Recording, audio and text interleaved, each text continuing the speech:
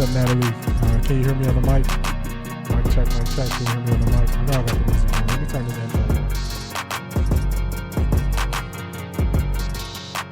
All right, I got that intro down. Let me know. Let me put this on multi-stream. Let me know if you can hear me. Yeah, Natalie, say something back and let me know if you can hear me. So I'm currently live on X. I'm live on Twitch, and I'm live on my YouTube channel. So if you are tapping in and you're looking for the full show, I'm not sure what happened. It allowed me to go live from my phone, but it wouldn't allow me to go live from the computer. So we're going to make it work. We're going to figure this thing out. We're going to figure it out. Okay, good. All right, good. So you can't hear me. All right, perfect. Let me put this on multi-stream. All right, solid. So you over there on Twitch. Let's get this set up. So if you are on my TikTok, if you were looking for the live stream tonight, the live stream is going to be on either my X account, my Twitch account, or my YouTube account. Feel free to join any of those so you can see tonight's show. Tonight's show, I got a good one lined up. We're going to talk about how Shedeur Sanders won the summer. We're going to get some NBA Finals updates. We're going to get updates on Caitlin Clarke being back, her balling out today. So I got a great show lined up for us. Just, got to work through some things. Got to work through some things to get some things switched over. So if you were looking for the live show tonight, definitely tap in on one of those places. Go to Offtharecorddee on YouTube, X, or Twitch. And I appreciate y'all. Shout out to y'all. And then I will see y'all there. So I'm going to be jumping off of here, and then we're going to be getting into the live stream. So appreciate everybody for tapping in. Catch y'all on the side. Peace.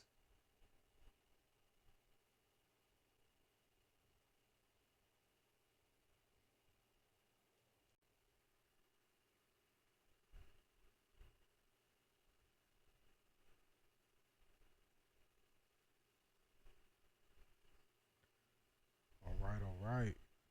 Moving forward.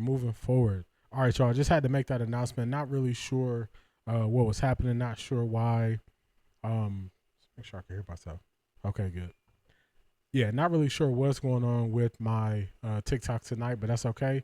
That's not going to stop anything. We still got a great show lined up for us tonight. So the title, Shedeur won the summer.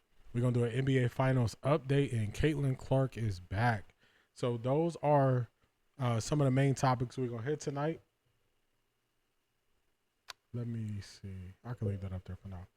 All right, so let's hit this full show rundown and full show open now that I got some things settled in. So shout out to everybody, first off, for being here. Shout out to everybody for being here. All right, so if this is your first time tuning in with me, I cover the top topics in sports. It's going to be heavily Cleveland Browns related, but I also cover other sports because I'm a big NBA fan. I'm a WNBA fan, just like live sports. So I'll be jumping all over the place when it comes to which sports I'll cover. But primarily, I will always cover those Cleveland Browns, especially when they have news. All right, so like I just said in the open, we're going to go over the NBA Finals. Caitlin Clarke is back. She's balling out. Indiana Fever defeated the New York Liberty, gave them their first L of the season. Caitlin Clarke balled out. That's a totally different team when she's in the lineup. Also, the Cincinnati Bengals can't get right. We're going to cover just quickly on a situation they got brewing there. Doesn't really make any sense. Something they should be able to take care of easily. The Cleveland Browns, they finished up mandatory minicamp.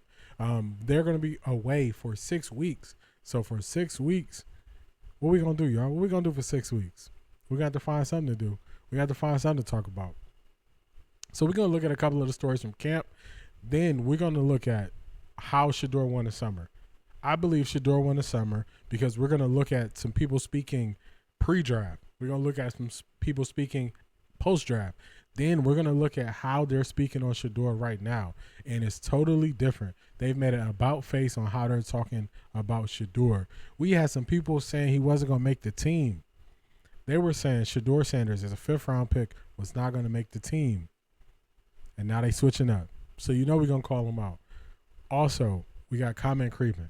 Comment creeping is where I'm going to look at some of the responses that I get on my most viral TikToks. And now we're going to just say, you know, were the people right, were the people wrong? That is our rundown for the show. So normally I'm live on X, Twitch, and TikTok, and then I put the replays out on YouTube on Sunday morning. This is going to be live, going straight to YouTube. So this is going to be a change. But we're going to get this thing done. So what I'll do is tonight, once I wrap up the live, I'll make sure I get in there and I get those timestamps for people who want to go back to the stream, hit certain parts, certain topics. I'll get those timestamps in there tonight. So then by tomorrow morning, you'll be able to jump to wherever you want to jump to in the stream and check those things out. Also, I've been accepted into some affiliate programs. One of them is Fanatics. Still working on how I'm going to, incorporate that into the show. So y'all be hearing from me soon about me incorporating Fanatics into the show. Also, affiliate program with Streamlabs. Put together a little commercial for Streamlabs that I'm going to drop sometime throughout the show. No more than once an hour. I'm not going to beat you up with ads, but definitely going to show you on my creative side and what I put together there. All right, so let's get to the first topic of the day.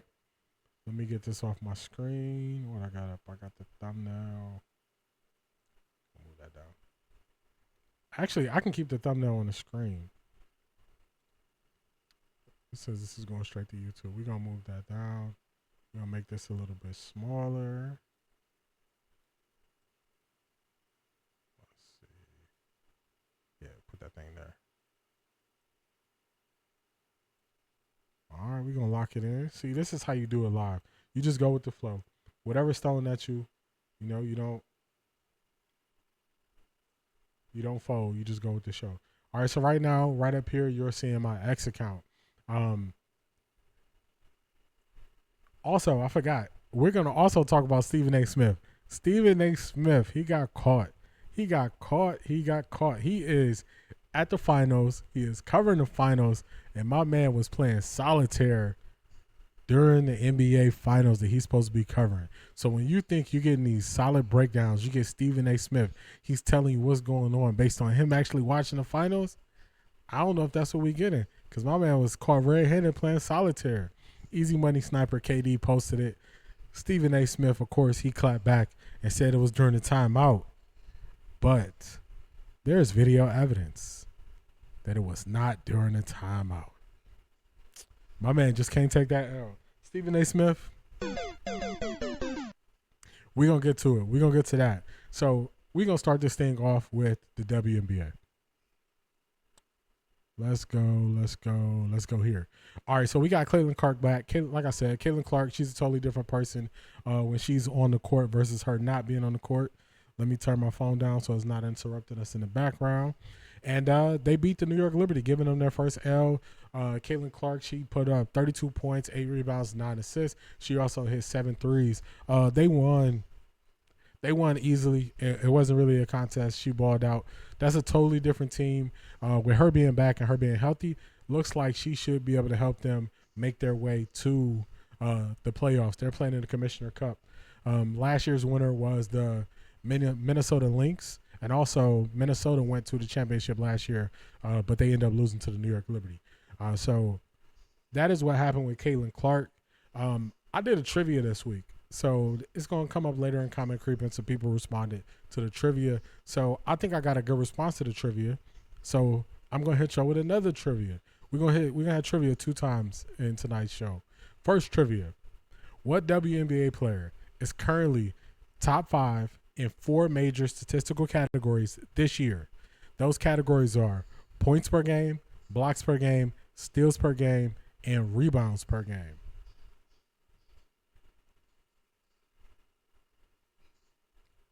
That is the WNBA trivia. I'm going to get that up some point this week on my TikTok page. When that comes up, I want you to respond with the answer.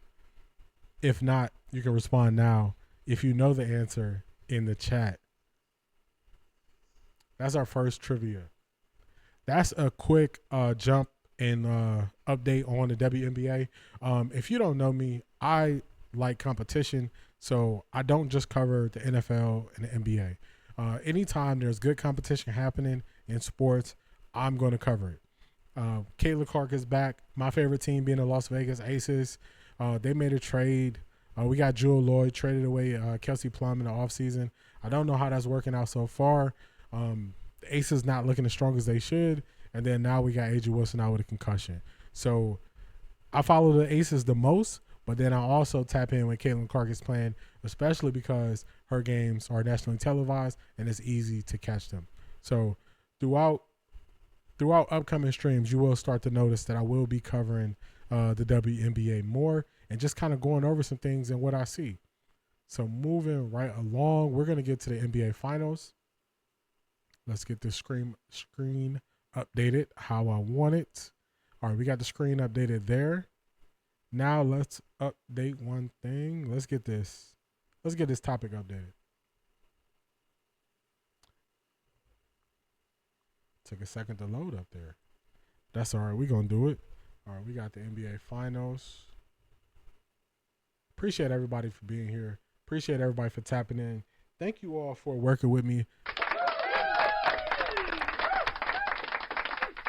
as I kind of go through some technical difficulties, but we're going to keep this thing moving forward. We're going to keep it moving forward. All right, so the NBA Finals. It's funny because I've been covering the NBA Finals and I've been talking about how people were saying this is going to be a boring NBA Finals. It's not going to be exciting to watch. I would say this NBA Finals is giving us more than the last two NBA Finals. Last year's NBA Finals, basically Boston was expected to win that Finals. Basically, Dallas, they won one game where they were trying not to get swept. Game 2 was close. Besides that, we knew what was going to happen. We knew the outcome. 2 years ago, NBA Finals, where you had Jokic and the Denver Nuggets winning their first one. They won 4-1 against the Miami Heat. That was definitely a situation where the Nuggets were just too big of a team and Jokic was too much. He dominated in that series. It wasn't really the back and forth. Now, I've seen people say, oh, man, we don't have any stars or, the narratives aren't there. So this NBA Finals isn't as good. And I would have to disagree. I would say the way that the Pacers won Game 1 in shocking fashion, that should have been a game that the Thunder should have took. The Thunder turn around. They win Game 2 in convincing fashion. They basically led that thing all the way through. Game 3, the Thunder surprisingly looked fatigued towards the end of that game.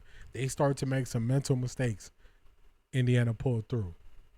Indiana being up 2-1 in the NBA Finals. Going into Game 3, the first half, they had it in the bag. It seemed like they were going to run away. What I've noticed is the Indiana Pacers are better being the hunter. When the Indiana Pacers were the hunted team in the second half of Game 4 in the NBA Finals, man, I saw everybody. I saw Miles Turner hesitant to take shots. I saw him double pumping. I saw him not wanting to, make a mistake. I didn't see them running the offense through Siakam. I saw them making bad plays on inbound where they're fouling 2 times towards the end of the game.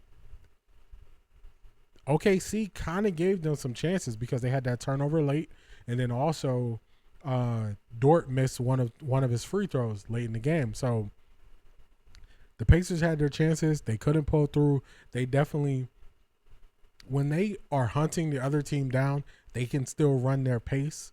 When the game slows down, when you got to make good reads and have good possessions, and the Oklahoma City Thunder, I had to say their whole name there.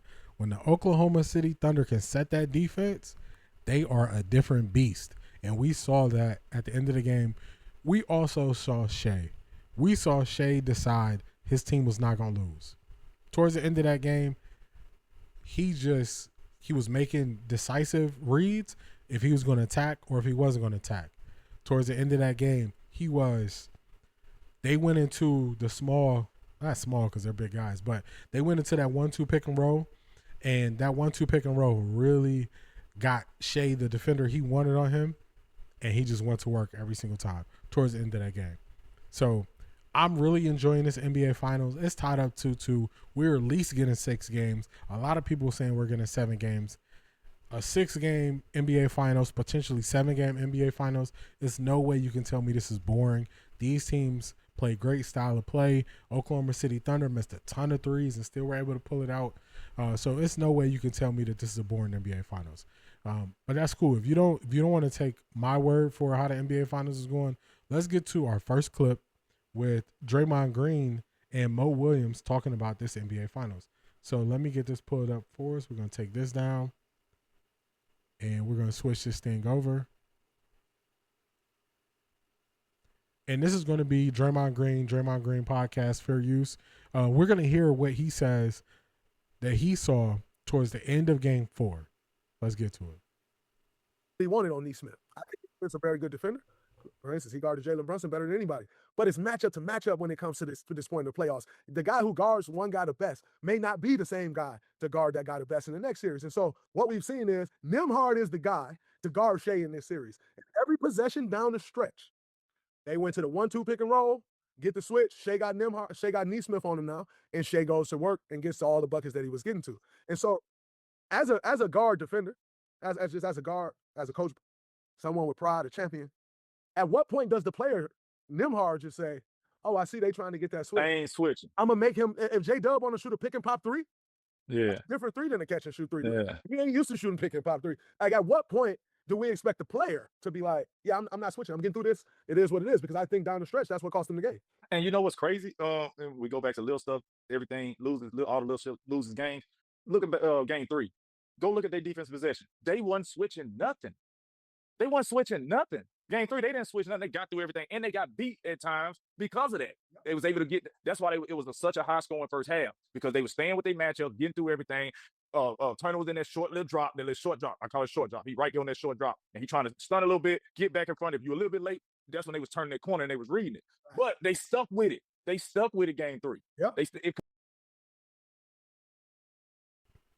All right, so I just wanted to play that breakdown. As I'm going through and I'm setting up everything for the show, I was like, man, I was thinking of what I saw in real time watching the game, and I saw the beginning of this, and I was like, dang, they saw what I saw. So I'm like, maybe I do know a little bit about this basketball thing. So I just wanted to play that for y'all. You can hear from, both are NBA champions. Mo Williams won his championship with the Cavs. Draymond Green, of course, he was multiple-time champion. So they're seeing it too. I just wanted to share that with y'all and just, kind of take a look at how people are misreading this NBA Finals. And a lot of it is the media. Now, you had Jason McIntyre saying this Finals is going to be boring. You have other people who are so used to the narratives going around LeBron, the narratives going around Steph Curry, KD, those big name guys, those mega stars that people believe they can't be bought in unless we have these stories. Brian Windhorst said it last week. People want the drama. Me, I want competitive games. I want close games.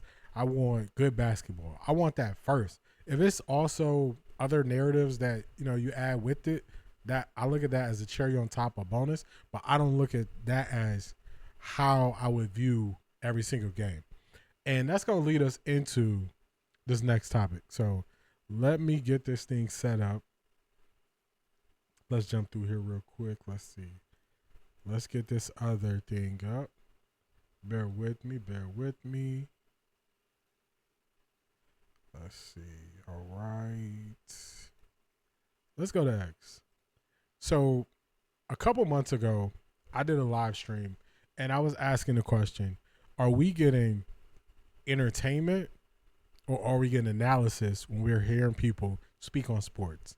And a lot of it was geared towards football because it was leading into the NFL draft. And you will always hear people, they would try to have conversations about quarterbacks they thought they were good, guys they thought they were good. And then you'll always hear at the end, they would defer to someone else and say, but you cover this all the time. So basically, I'm going to defer to you. And that's when I just really started to see it. And I was like, maybe these guys aren't really covering this like I think. Then it was a clip going around with Shaq, and they were talking about the Detroit Pistons. And Shaq didn't know that Chauncey Billups never coached the Detroit Pistons. He thought Chauncey Billups was the coach of the Detroit Pistons, which he's the coach in Portland. he also said his favorite player, it slips on mind the guy's name. Let me look it up real quick.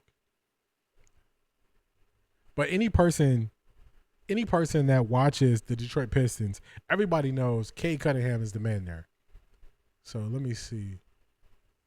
It's so funny because the person that Shaq named, I can't even think of his name right now. Isaiah Stewart. There it is. Okay. It was slipping me. I was like, because it's not really a guy. He is a role player. He is not a star player. He is not really determining the outcomes of games like Cade Cunningham is. And Shaq was saying that's his favorite player on the Pistons. So Candace Parker, she couldn't take it. She said, who's the coach? And he said, Chauncey. Chauncey's doing a good job there. She was like, nah, Chauncey not the coach. And she called out Shaq. And you know what Shaq said? I don't watch the Detroit Pistons anyway. Like that was a flex. But when people are coming to you, that's when I put them in the bucket of entertainment. So I'm saying all that to say Stephen A. Smith is definitely entertainment. He talks like he's back in his days of being a reporter, but he is all entertainment, and he's been called out. And once I started to notice that these guys were more entertainment, you can't unsee it. So I'll even tell you of a time. I'm gonna put myself out there to y'all. So I'm a person. I think my mind is always working. Even when I'm doing this podcast, my mind is working. So you'll see me from time to time when my thoughts are catching up with what I want to say. You'll see me. I might look up, and it'll be me thinking to make sure I word it the right way or say it the right way. So I even do that. So that's something you'll notice with me. So I'll put myself out there first so you know I'm not just picking on guys. I want y'all to look at the next game of the NBA Finals. You're going to see Shea. When Shea backs somebody down in a post and he makes like a fadeaway or a fall away jumper, he always is fidgeting with his arm sleeve. So that's another example of once you see it, you can't unsee it. I'll give you another example. LeBron. LeBron is one of those guys where when he drives to the hoop, he gets fouled, he's going to the free throw line, he's fidgeting with rubber bands that he has on his wrist. Once you see these things, you can't unsee it. Once I saw that the media wasn't really watching these games, you can't unsee it. And the reason why I'm telling you all this is because Stephen A. Smith was caught red-handed. So the first thing that people saw was they saw this. So this is a picture of Stephen A. Smith at the game. My man is playing solitaire. Now, what he said was, I was not actively playing right at that moment. I played during timeouts. That's what he said.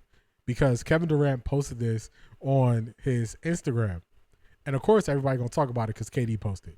So Stephen A. Smith had to clap back and say, nah, man, I did that during timeouts. But guess what? Y'all know who undefeated? Think about it. Who is undefeated? The internet. The internet is undefeated, y'all. And the internet lets you know that this man was on solitaire during the actual game. Y'all see the video. I'm going to let it just play a couple of times. They're running up and down the court. My man is on solitaire during the game. And he's saying, nah, it was timeouts. And it's like, bruh, Stephen A. Smith, I'll give you another one.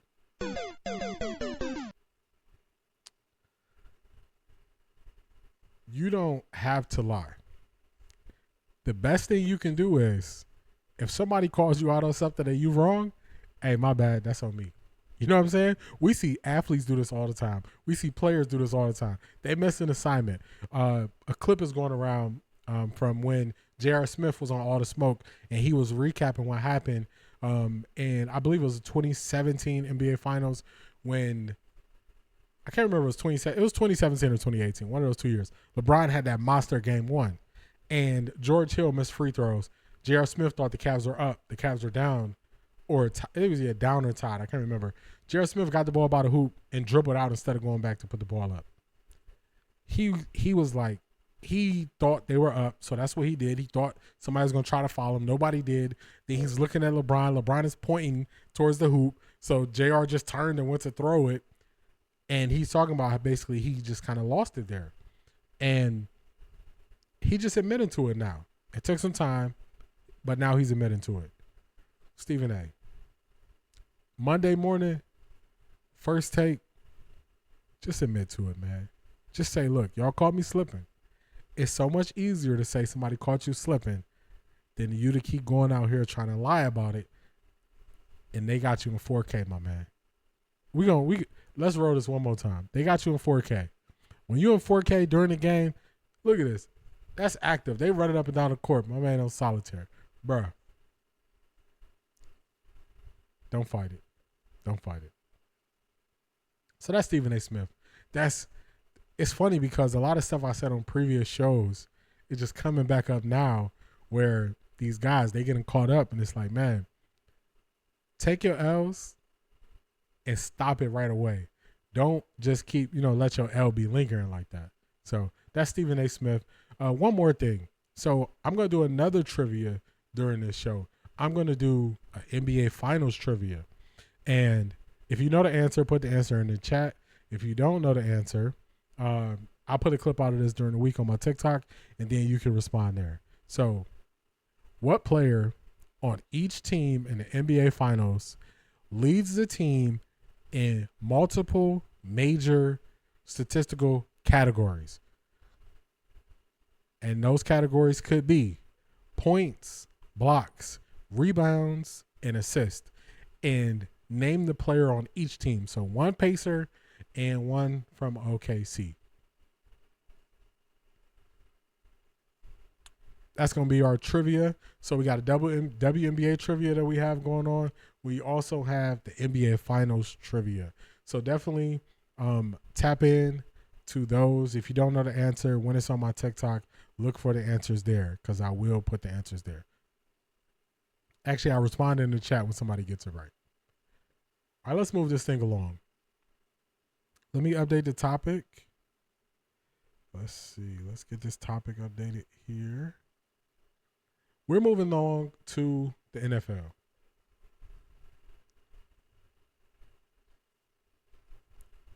And I don't have a ton of NFL news, but a story that I've just been watching and I've been paying attention to is what's happening in Cincinnati. So right now, the Cincinnati Bengals, they have Trey Hendrickson that they didn't want to play last year. They told him to go back out there and ball out. And if you ball out, then we'll revisit, a new contract this offseason, which will be the offseason we're currently in. Trey Hendrickson, as we all know now, he is not a mandatory minicamp. They were not able to work out the agreements on the deal. He's led the league in sack the last 2 years. And the Bengals are hesitant to pay him. So they're just, I'm going to give you all a little insight to something I'm going to do closer to the start of the NFL season. It's going to be, once they put out the contenders list of teams and their chances of making a Super Bowl, I'm just going to look at how these teams handle their offseason, and I'm just going to X off teams who I believe, based on how they handle the offseason before they take a snap, probably before preseason, and I'm going to X off teams all based on how they made decisions to handle their offseason. Cincinnati Bengals is going to be on that list. And these teams, I'm going to call teams who I don't believe are going to make it to the NFC and the AFC championship. So not even the Super Bowl. So teams that aren't even going to make it that far. And I'm going to do this all based on what they did in the offseason. Bengals, I'm giving y'all a sneak peek. Bengals going to be on that list because of what they are doing this offseason. So this is a couple months ago. I just want to read a clip of this. So Trey Hendrickson, he was disappointed with what someone running the Bengals said. I'm trying to find a quote here. So it is the Bengals executive vice president, Katie Blackburn. She made a comment at the NFL league meetings, and she said, and I quote, Hendrickson should be happy at certain rates that maybe he doesn't think he'd be happy at. That's what she said, how he should feel about whatever they're offering him. So one thing, anytime I can find a good way to highlight the Browns, I'm going to do it. One thing the Browns do well, they pay money. And the Browns are always paying money when their division rivals have a guy who's coming up for money and they just throw the bag at people. So I'm going to find the bright side with Deshaun Watson. If you remember, when the Browns signed Deshaun Watson to that guaranteed contract, we were coming off of Joe Burrow about to be up for his deal, and also Lamar Jackson about to be up for their deals.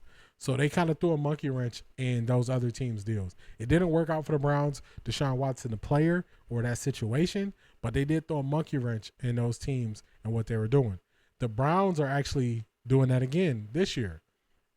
They are throwing a monkey wrench in the money that Trey Hendrickson wants and also the money that TJ Watt wants, and both of those guys missed mandatory camp. So when the Browns do something good, we're going to call it good. And they did that by paying Miles they didn't just give him $500,000 more per year. They gave him $3.5 million more. So why is his name? His name is slipping me, but he's a beast. The pass rusher for the Raiders, I believe he signed at like $35.5 million per season. The Browns upped that and they gave Miles $40 million per season. So by the Browns doing that, they threw monkey wrenches at Trey Hendrickson because they knew he wanted a deal. They also threw monkey wrenches in TJ Watt. So hey, when the Browns do something good, I'm gonna take it. Hey, a win is a win. I'm gonna take it. I'm gonna take it. Another thing we got going on with the Cincinnati Bengals. Now this is gonna be a video, and fair use for all the videos I use tonight. Let me get this pulled up here. Where we at? All right, so we're going to take you down and put you up. So another issue that the Bengals are running into, which makes no sense, it's the way they're handling this rookie that they have. I can't think of his name. Let me find his name. The rookie that they drafted, actually they're going to say his name, Shedeur Sanders. There we go. Man, people's names are slipping me today. So their rookie, Shedeur Sanders, I believe they drafted him number 17 in the first round. And they're going through some issues with them being able to get him signed, which makes no sense. Because the way that the NFL players agree, the way that the CBA is based on what the NFL Players Union agreed to, the first round picks are slotted, they're guaranteed, they're easy deals. It shouldn't really be an issue. You just slot it based on what the guys made the previous year, sign a deal. All these guys end up in camp. If they don't end up in camp, you can sign a participation deal that, kind of protects you if you get injured in camp. He isn't signing either one of those with the Bengals. We got Adam Schefter here. He's going to break it down real quick. So fair use for using this video. I'm going to put this on 1.25. I watch everything pretty fast, so sorry for me to watch it slow, but let's get to it. Here's the video. You talk about people leaving minicamp and then finding what it is. Cincinnati has an interesting situation brewing. And I know Bengals fans don't like us pointing this out, but it seems like this is a big-time Bengals move. Trey Hendrickson, obviously, situation happening. We've covered that pretty much in great detail. Who knows how that ends up playing. Shedeur Sanders, though, number 17 overall pick. Whenever we heard him talk for the first time and he said, like, yeah, the numbers weren't right for me or whatever, it's like, okay, dude, you're a rookie. Shut up. Just show it. That was my first reaction. Then now we start reading and learning a little bit more. There was some clause that was wedged into this contract that the Bengals had never done before, and then it's basically going to void future years of contracts instead of just 1 year of a contract. And Shamar and his agent are like, we're not going to be the guinea pigs of this entire thing. So I'd just like to ask for a little bit more clarity from you. Is this a normal clause that other teams have? Are the Bengals the first team to do this? And why are we currently in this situation, and how does it end? It's not a normal clause. That's why Shedeur Sanders is objecting the way he is. Now, it's a little strange to me, the fact that as an unsigned rookie, first-round draft pick, that he's in the building with the team. And I know he wanted to be with his teammates, but... I'm going to stop it there. They're about to show some clips that I'm not going to be able to show on YouTube. So basically, they want him to agree to a clause that says if he gets injured or something happens off the field, they void all his guarantees. And teams have this, but teams work around who have this. They give you majority of your deal as a signing bonus up front. So if you lose something, say just use the easy number. If you were signing for $40 million in the first 4 years, they'll give you $30 million in the signing bonus, and then you have smaller amounts left on the deal that you could potentially lose if something happened. And that's not how the Bengals are trying to handle it, and that's why they're in this position. So you have your first round pick. He was at camp, not participating. He was talking to reporters, and he was just kind of throwing shade at the Bengals with, it's their contract. So at first, a lot of people were saying he was in the wrong. excuse me, he's a rookie. He should just be there, not realizing why he wasn't there. The Bengals are trying to implement something new for their first-round draft picks, and he's not going to be the guinea pig or the one who sets the domino into play where every first-round draft pick after him for the Bengals has that clause in their deal. So that's why they're at a stalemate. This is why the Cincinnati Bengals are going to make that list of teams who I'm just going to write off before the year starts based on stuff like this. You need a pass rusher. You need an edge rusher. You got Hendrickson not participating. You signed him to be a replacement, and you can't get his deal done. And then when we looked at Jamar Chase and more specifically T. Higgins deals, he has some messed up clauses in his contract with how his structure is going to be. So the Bengals, they're just one of those teams where you have a quarterback like Joe Burrow. Their defense is falling apart. Their defense wasn't good last year. They keep losing key pieces. And now going forward, you're going to be able to score points, but you're not going to be able to stop anybody. And they're not making things better for themselves. So they just can't get right. Cincinnati Bengals, for you, we're going to give you this L. That's the Cincinnati Bengals and what they got going on. We're going to move on to the Cleveland Browns. It's not that much we need to speak about on the Cleveland Browns, but we are going to speak about some small things. So, Dionte Johnson, a lot of the local Cleveland media, let's get this updated. They talked about Dionte Johnson not being there. So, he wasn't at the non-mandatory minicamp. And let's get this thing in. There we go. He wasn't there. It's voluntary. He wasn't there. He spoke to the coaches on it. This is the first time reporters are getting to speak with him and ask him questions. And me personally, I like how he handled this. So we're just going to play a little bit from his responses on how he is dealing with, him being on a new team and what he wants to do. And also, he is setting boundaries with the local Cleveland media on questions that he'll answer and that he won't answer. And this is something that Shedeur has had to do. This is something that Dylan Gabriel's had to do. This is something that Joe Flacco has had to do. So multiple people on the Cleveland Browns are shutting down certain things and narratives that the Cleveland media is trying to start. So this is Dionte Johnson. Let's go. Also, I didn't know he was from Florida. I saw those wicks. I lived in Florida. I was like, dang, he got to be from Florida. In this interview, he's going to say he's from Florida. Put it on film. That's really my main focus. Is there a reason you weren't here for OTAs? I had a coach about that, so we all good. Okay. All right, so Cleveland Browns, they got to do better when it comes to these questions. They just need one microphone, and they need to give it to the reporters as they're asking questions, and then they need somebody to organize the questions so it's not just randomly people shouting out. That's something else. That's my beef with them. But if you didn't hear a question, he asked him basically, what was going on? Why wasn't he at voluntary OTAs? And he said he spoke with the coach about it, and he shut it down firm. And he's not letting that thing linger. I think there's another time they're going to ask him about last year. Hopefully I got it in the right spot, and we're going to hear his answer to that as well.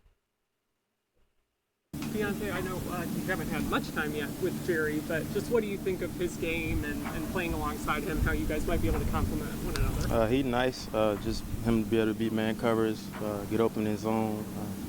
I'm familiar with Jerry, so he's from Florida too, so, but like I said, he's a weapon, to have a good guy to have on the other side, and whoever's on the opposite side, whether it's me or whoever it is, it gives them a chance to, get one-on-one opportunities and stuff like that. So, like I said, that's what, he brings to the table. I know you said last year was last year. Yeah. I think it's the first time you've really spoken since the end of the season. Yeah.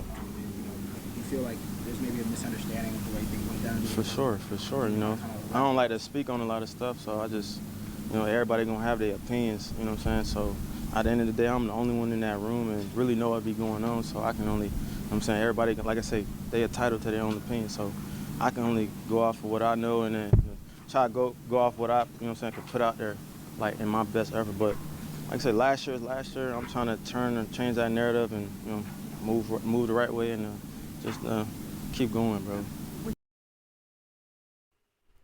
All right, so that was another one of those times where he was shutting it down. And I like that because it's a weird thing that the Cleveland media does where they feel entitled to ask questions, and then they ask questions, and then the players are, this year, I'm noticing way more than ever, they are really shutting stuff down. And I like that because they're up there wasting questions. Dionte Johnson is new to the Browns. Now one of those reporters asked him a question where he could open up and fans could learn more about him. It's almost like they're just going through the motions and forgetting the reasons why they do this. You know, the reason why they're doing this is to give the fans an insight into the player. And the questions that they ask, they give you no insight. And they just waste questions, and they ask questions just so when they go on another show, they can say, I asked a tough question. No, you wasted the question. You wasted an opportunity. So I just wanted to show that because last week it was a big deal about it, and it's clearly not a big deal. It was voluntary. He wasn't there. They made the same issue with Miles not being there. And after Miles came in, he did one. The Browns put up one video of him doing one drill, and then everybody said, "Oh, it's okay. Miles don't need to be there." It's like, okay, come on, man. So that's just Cleveland media doing Cleveland media things and not just thinking on a wider scope of what they're doing. So I think that's going to be the last thing I have for the Browns there. My takeaway. So we had a lot of information come out because we had that. Actually, let me pull it up while I'm talking about it. So we had the QB stat tracker come out, and people wanted to dismiss it, and people wanted to give their feelings about it. And to me, I think it was good that we actually got the stat tracker. Let me pull it up. There's ESPN Cleveland putting it out because I know the reason why we're getting the stat tracker. We're getting it because people don't believe. They don't believe in what we're hearing when we get information about what goes on in practice. So let's see. This is a stat tracker here. Oh, I'm missing. Can't really see Gabriel on here with the view that I have. So let me take it out the full view. So you hear a lot of people saying, "Oh, we can't go based on these stats. Don't worry about them. Stats are stats." This is my thing. If you are arguing that Myles Garrett should have been there, you're arguing that Dionte Johnson should have been there. I'm not saying these stats move the needle a ton, but these stats should tell you something. So what I read from these stats is Gabriel got the most opportunity, and he kind of has the worst completion percentage. And remember, people said, "Oh, these are designed for the offense to look good, so you should see a little bit better performance there." A lot of people were saying what he's good at is, checking down and getting rid of the ball, but that intermediate, that 15 to 20 yard pass is not really his specialty, and that's more so due to his size because he usually needs to roll out so he can get a better view of the field. So I understand that. A lot of people were saying Kenny Pickett is going to be the number one guy. And people keep saying that in the Cleveland media, and their main reason is because, oh man, the Browns acquired Kenny Pickett first as they're rebuilding their quarterback room. I said it right away when we got Kenny Pickett, he was going to be a backup if he stayed on the team. This was before we had 4 quarterbacks, but now Kenny Pickett, I look at him like if we wouldn't have drafted two QBs, I would say Kenny Pickett probably going to be the starter because he's younger between him and Joe Flacco. But when you got these vets and you got our defense there, and I don't think they can get behind Kenny Pickett to start the year after watching Joe Flacco look better and then also them having more excitement as they gravitate more towards Shedeur. So for me, Kenny Pickett is going to be the one.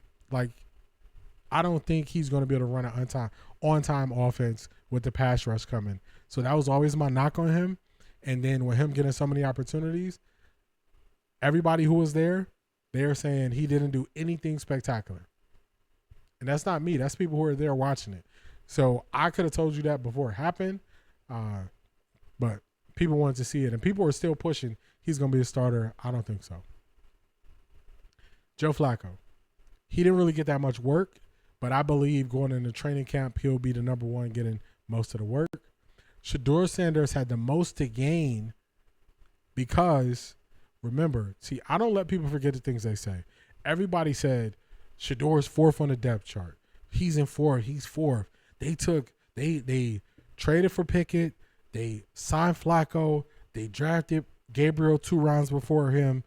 And then they drafted Shedeur. One thing they leave off is they gave up draft capital to get Shedeur. And I always say, ask that next question. If they believed in Gabriel so much, why they take Shedeur? Nobody has an answer for that question. The reason why is because it doesn't fit the narrative that people are trying to push. You never take another quarterback when you believe you found a guy. That's a fact. Look at all the quarterback needy teams. Cam Ward, does Tennessee take another quarterback? No. Did Tyler Shuck, New Orleans Saints, did they take another quarterback? No. Jackson Dart, New York Giants, did they take another quarterback? No. Pittsburgh Steelers, did they draft a quarterback before they took Will Howard, I believe, in the 6th round because they were waiting on Aaron Rodgers? No. So that's the answer. If you believed in Gabriel so much, you would have never took Shedeur. So Shedeur being in 4th place, then once they moved that knock, because what happened was rookie minicamp, everybody said he looked better than Gabriel. People said, okay, that was just rookie minicamp. He got to go against better competition. These rookies not going to be on the team. So then Shedeur looks better than Gabriel in OTAs. And they said, but he never went against the wrong. He never went against the ones. Okay. Dylan Gabriel got opportunities against the ones. They said he struggled.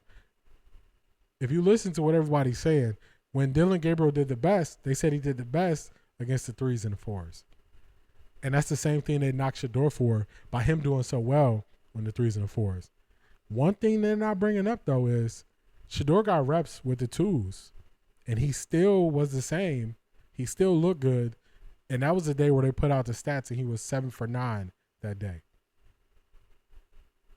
So people's narratives are not working. And Shedeur just doing his thing, showing up to work, killing every single narrative that was put out about him. And now we're going to get to it. Now we're going to get to why Shedeur won the summer. So let's get this thing updated. I got one. This is my last update for y'all, so my fault. But I want to get this updated. Shedeur won. That's all we need. Let's get this thing centered. All right, that looks better. Let's get this thing locked. So, as I put together my case on why Shedeur won the summer, what I'm going to do is I'm going to take you to before rookie minicamp. And the reason why I'm doing that is because I'm going to show you how people's narrative have changed. Oh, they changed. So let's get to, let's jump over here. Actually, get this thing up. Where we at?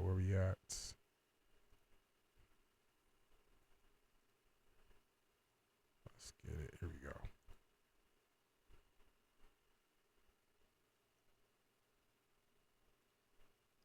Let's get this updated here. Where we at? There we go. Take you down. All right, y'all. So I've been doing a lot of work on, what is that? Take that down.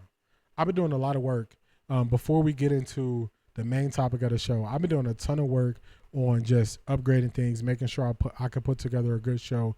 But also, I got to do some things to make sure it's worthwhile on my end as I pour all this time, energy, and effort into what I'm doing. So with that being said, I want to play just one ad because we're about to get to the 1 hour mark. We're just going to play this one ad. I only got one ad for today's show, and then we're going to get to all things Shedeur. So let's go. Work with me, y'all.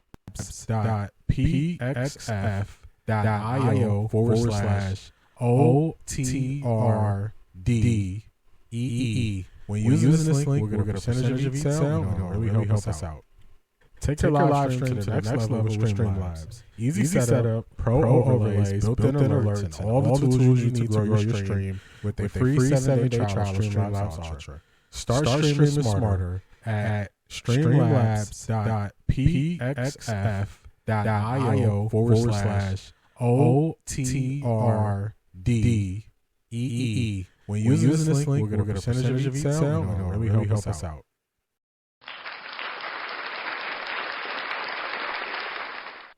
So, shout out to y'all for being patient as I played that ad. Your boy is working on it, man. Your boy is making commercials, trying to take this thing to the next level. So, I appreciate y'all for watching that ad. And now let's get to it. So, remember, the topic is Shedeur won the summer. This is the first clip. This is going to be, I believe this is post-draft. Let me check the dates on this. This is 2 months ago. This is going to be Bull speaking on Shedeur. So he's going to be the first person. And fair use for all the videos I'm using. No diss to anybody. We are just using people's words and what they said before and what they're saying now. So let's get it.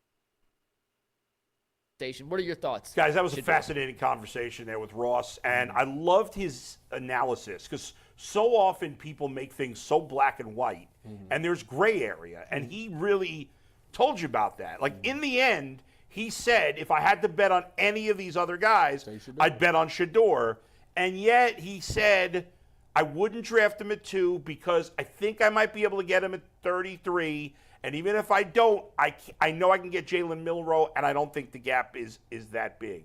If he's right that the gap is not that big, and if he thinks Jalen Milroe is, then I understand where he's coming from. The reason I've all of a sudden gotten high on Deion Sanders. Shedeur Sanders. If someone's not high, you should have been high on Deion your entire life. I've been high on Deion. The reason I've gotten high on Shedeur Sanders, and we've seen it pointed out, Ross kind of pointed it out too.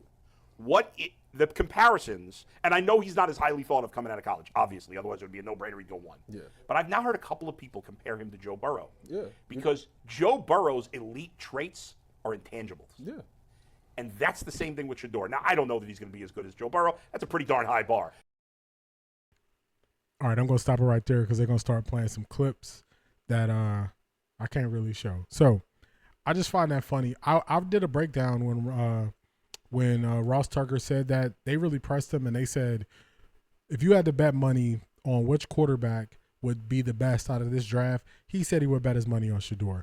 So that's what Bull was talking about, and then Bull is talking about how he's starting to view Shedeur differently. So if that was the most bullish he was on Shedeur, that means he was lower on Shedeur previous to that.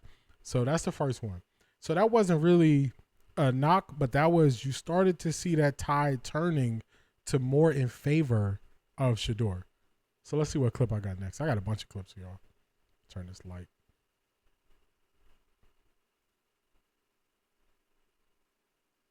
Yeah. So listen,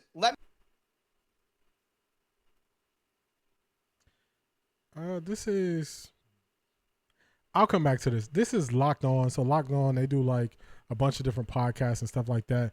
They had 2 takes on Shedeur. I don't think I'm going to use the Locked On. We're going to get You know what I mean? Like, we're going to skip them.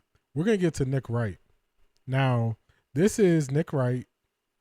Let's let it load. Unrecognized early on, I'm the workhorse. So, let me set this thing up for y'all. This is Nick Wright. This is on Colin Cowherd podcast. He's a regular on there. Nick Wright is going to explain what he thinks about Shedeur.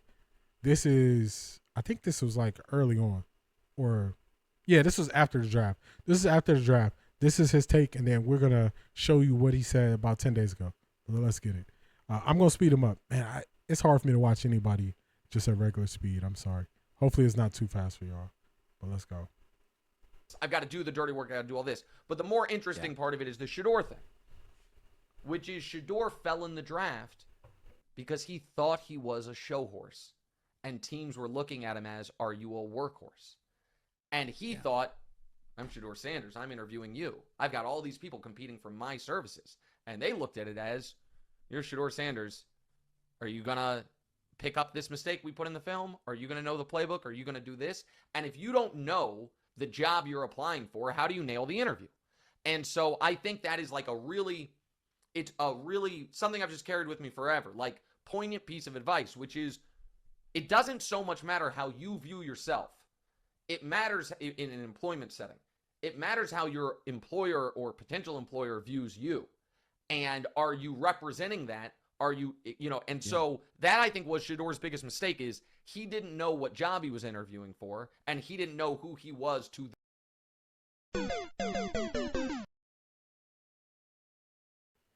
Nick, that's going to be an L.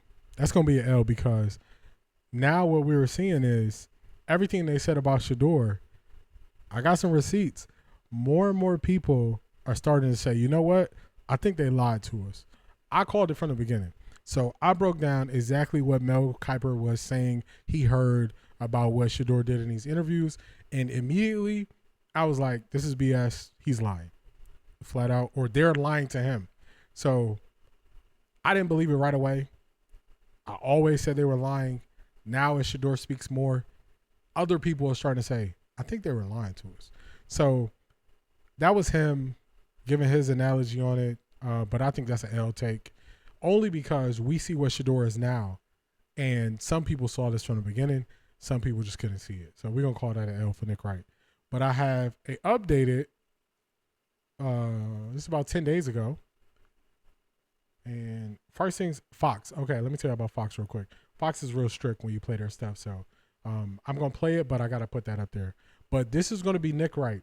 And he's going to be breaking down, this is about 10 days ago, what Shedeur needs to do, just making it out of like OTAs and mandatory minicamp. And this is going into the fall and training camp. So let's get to it. I think it's important that when we talk about this, and I try to do this, we acknowledge the Browns valued Gabriel more. Yes. The Browns took him in the third round. Man, oh man.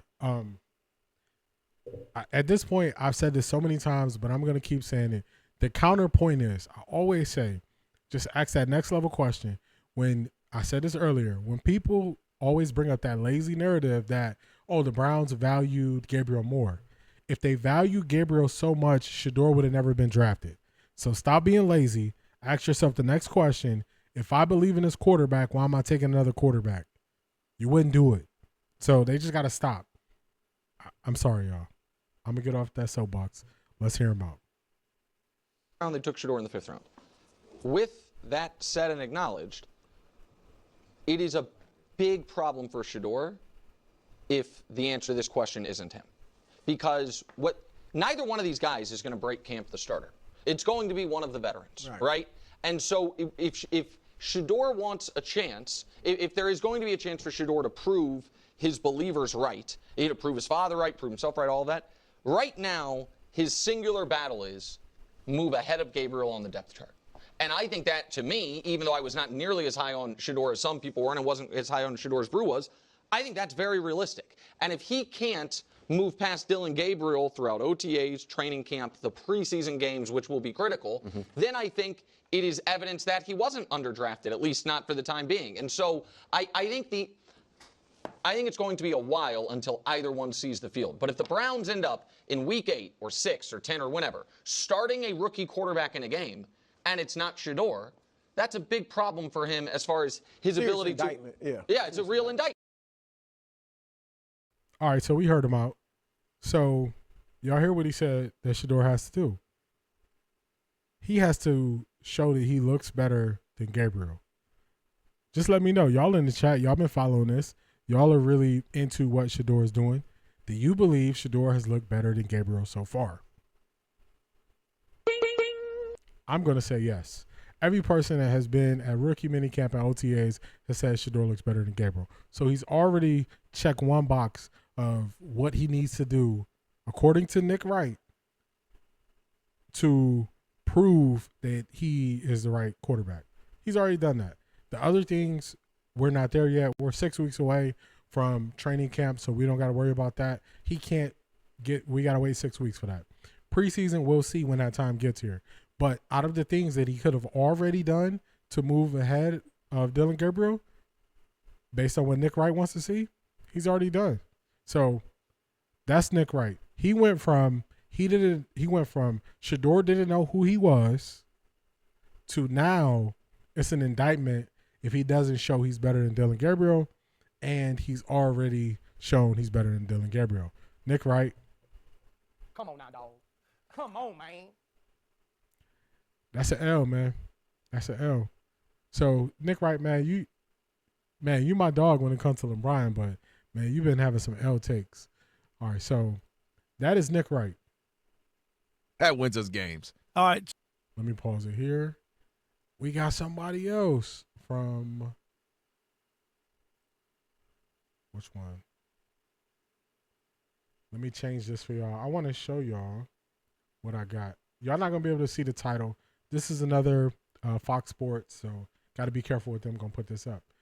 But I'm just going to read to y'all what the title of this video is. Who will regret not selecting Shedeur Sanders in the draft?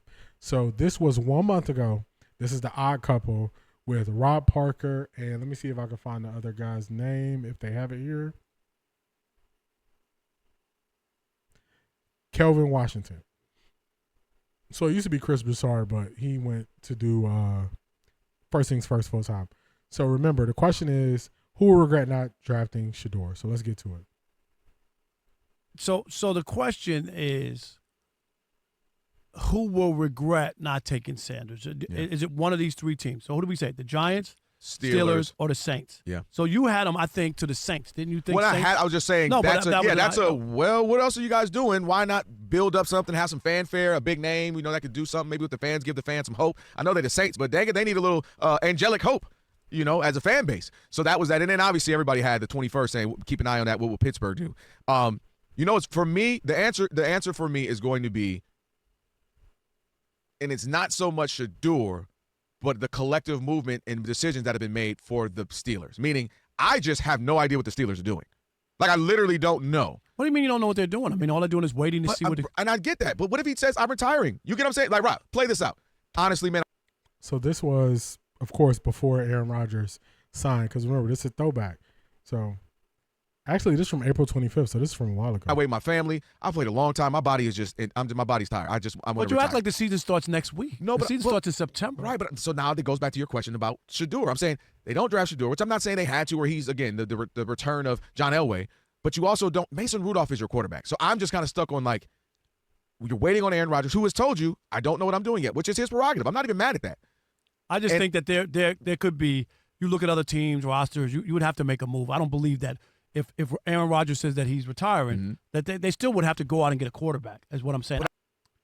So Rob Parker is the one that posed the question on who's going to regret passing up on Shedeur. And then Rob Parker from the future. So yeah, Enterprise Car Rental. That was Rob Parker from the past. So he went from saying who's going to regret not drafting Shedeur to now saying, look who Shedeur is playing against. And we're gonna squash that. But now he's saying, oh, look who he's playing against. Look who he's playing against. So this is his new take, which he's kind of going in reverse. So everybody else, they were kind of hesitant on Shedeur. Now they're coming along saying, man, this guy is everything we thought he would be and more. He's impressing us. Rob Parker's taking a reverse stance where he thought teams were going to regret not drafting him. But now he's going to be taking a different tone, which is weird to me. But let's go. I'm not knocking the job, but you know what I'm saying. They won't be in the NFL. Everybody at camp is not going to be in the NFL. That's not how it works. So, I think the reports have been misleading. A lot of people haven't even talked about who he's facing and who he's playing against, and it matters. And I think that this is where the Browns are. This is where they drafted him, Kelvin. So this, to me, makes sense. They're not punishing him. This is where he was drafted, and this is where they look at him as far as progression. He's getting his reps, and then eventually, depending on what happens with people ahead of him so far in the depth chart, something can happen. I'm not rooting against him at all. I'm just saying people who are pushing him aren't being honest with where he is and who's he playing against. That's all. I think what we're seeing is the light from the organization, from a few of his teammates so far, is what we've been reporting in. You're getting people who are extremely excited about. I think they're getting a better grasp of his personality. We had some of the players come out. Some of the folks in the personnel department have already said, man, he's super confident, but not in a cocky way. Some other players, oh, man, he's a joy to be around. And then he's doing what he's always done, which, if you remember, he had a 74% completion percentage last year. Just in beating good teams. He is throwing the ball and throwing it accurately. So really, to me, from the things that we're hearing, personality great. He's confident. He's accurate. To me, it just sounds like Shedeur Sanders. And he's. So, Kelvin Washington, we're going to give you the dub for that because you see how he wrapped it up. He said to him, he just sounds like Shedeur Sanders, what everybody who's been following Shedeur expected him to be. Rob Parker, he's going into these old things that people try to bring up when they don't have nothing. So first Rob was saying, the competition he's going against. So I got a question for you, Rob Parker. If you are the 3s and the 4s going against the 3s and the 4s, aren't they comparable? Neither one has the advantage. That means he could either bring those guys up to make them look better or he can make them look worse. Everybody's saying he's making them look better. So that argument, we're going to shut that down. That's an L. Second argument. Now you go to in college, he didn't beat anybody. The problem with that is, and this is what a lot of people in YouTube chats on X and everywhere else, TikTok, where everybody is saying he didn't beat anybody. If that was the metric for if you could be a good quarterback in the NFL, a lot of quarterbacks, when we would have just said they were going to be trash and we would say they aren't going to be good. Who did Patrick Mahomes beat? On the flip side, look at some quarterbacks who came into the league who are trash and they beat guys. Johnny Manziel, drafted by the Cleveland Browns. Who did he beat? He beat Alabama. Did that equal him being a great quarterback in the NFL? Nope. Why? Because he wasn't in playbooks and he had some issues off the field, potentially, allegedly, with alcohol and drugs. So using that weak argument of who did he beat in college, that's just weak. Because once you just look at any other top quarterbacks, it doesn't hold. Who did Lamar Jackson beat in college when he was at Louisville? Who did Josh Allen beat in college when he was at, where did he go? I don't think he went to Wyoming. He went to another small school. But who did he beat in college? So I push back on all of this old media who accept things for what they are, accept things for where they are. If that was the case, if all we had to do was look at who beat great teams in college and draft that quarterback, why does the NFL struggle so much at drafting quarterbacks? Why do they miss on quarterbacks so often? How come in a lot of drafts in the last 15 years, the number one quarterback taken or the first quarterback taken usually isn't end up being the best quarterback? Why does that happen? So these old guys, they want to hold on to these reasons for knocking people, but their reasoning is trash, there's no logic, and they're just hating. That's the only way. I can't put it no other way. Rob Parker, we're going to give you some more L's because you just certified hitter club.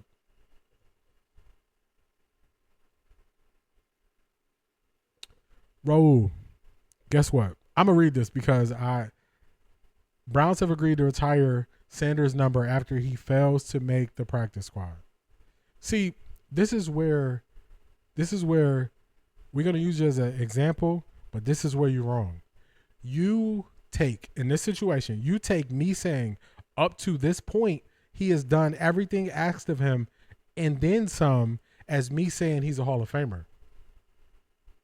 I never said push Shedeur in the Hall of Fame. I never said retire his jersey. I just said he has exceeded what people expected of him since the summer started. You see that? It's a difference. I'm a Browns fan. I was watching this team when we was trash. I was watching this team when we won one game in 2 seasons. I was the one who was watching this team when we had a receiver play quarterback when we was playing the Dolphins. And what's the quarterback from? He was drafted. He's from Ohio State, and he got drafted to the Raiders. I can't think of people's names. People's names are slipping my mind today, but I've been the one watching this team. So, yes, you're going to hear excitement. You're going to hear excitement. Before the draft, I said I wanted the Browns to draft Shedeur. And the reason why I wanted them to draft Shedeur is because he fits Kevin Stefanski's system so much. And Kevin Stefanski's system is all about timing. If you looked at last year, what the Browns didn't have a quarterback was timing. Jameis, turnover machine. Deshaun Watson, his timing wasn't there. So, I am projecting that he could be good. I'm not projecting Hall of Fame. You are intentionally misrepresenting what I'm saying. But that's okay. I'm here to clear it up for you. I'm gonna clear that for you. So if you got more comments, send them my way. I'll clear that for you. If you are ever misinterpreting what I'm saying, I got you, man. I got you. All right, so moving along. Let's get Rob Parker off the screen. We done with Rob Parker, and we're gonna go to our next one. Hello, it's your favorite sports thunk here. Whoops. We got Shannon talking there. Let's see. Let's do Locked On Browns real quick. Hold on. I'm missing. Oh, here we go. Okay. Yeah, we're not going to do Locked On Browns. I'm missing two that I wanted to bring up. So we're going to bring these things up now. Let me take this down. Bear with me, y'all, as I get this thing updated. Where's it at?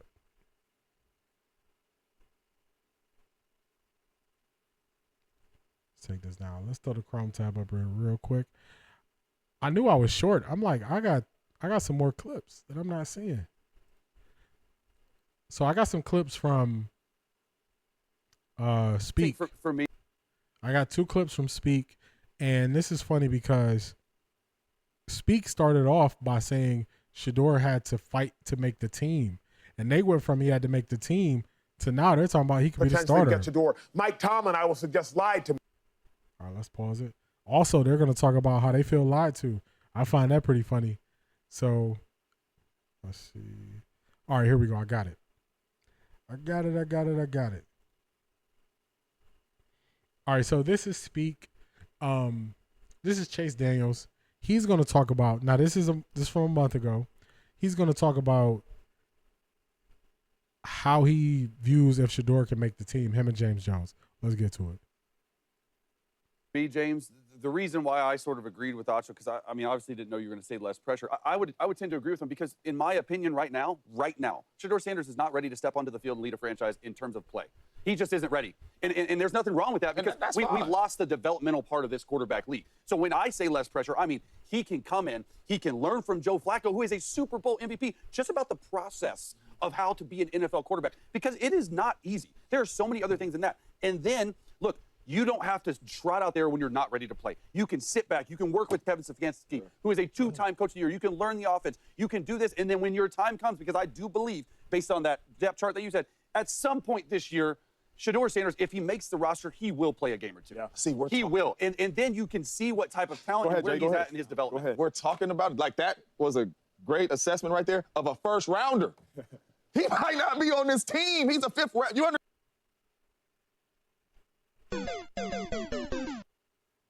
So y'all see, this is about a month ago. They were talking about Shedeur wasn't going to be on the team. He wasn't going to be on the team. So that's a month ago. Let's see how they talking about him now.